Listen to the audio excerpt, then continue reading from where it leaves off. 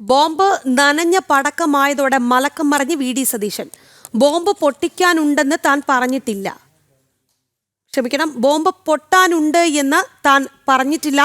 CPM-ഉം BJP-യും സൂക്ഷിക്കണമെന്നാണ് പറഞ്ഞത് എന്നായിരുന്നു കൊച്ചിയിലെ വാർത്താ സമ്മേളനത്തിൽ സതീശന്റെ പുതിയ നിലപാട്. രാഹുൽ വിഷയത്തിൽ മുഖ്യമന്ത്രിയുടെ വിമർശനത്തിനും വി ഡി സതീശൻ മറുപടി നൽകി.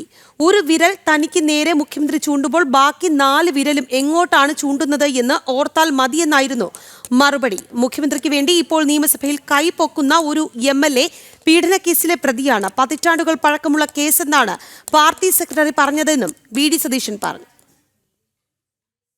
ധാർമ്മികതയുടെ പേരിൽ, സ്ത്രീത്വത്തോടുള്ള ബഹുമാനത്തിന്റെ പേരിൽ ഞങ്ങൾ നടപടിയെടുത്തു. ഒരു പാർട്ടിക്ക് എടുക്കാൻ പറ്റാവുന്ന ഏറ്റവും വലിയ നടപടിയെടുത്ത് ഞങ്ങൾ മാറ്റി നിർത്തി. എൻ്റെ നേരെ വിരൽ ചൂണ്ടിയ മുഖ്യമന്ത്രിയോട് എനിക്ക് പറയാനുള്ളത്, അദ്ദേഹത്തിൻ്റെ ബാക്കി 4 വിരലും അദ്ദേഹത്തിൻ്റെ നെഞ്ചിലേക്കാണ് ചൂണ്ടിയിരിക്കുന്നത്.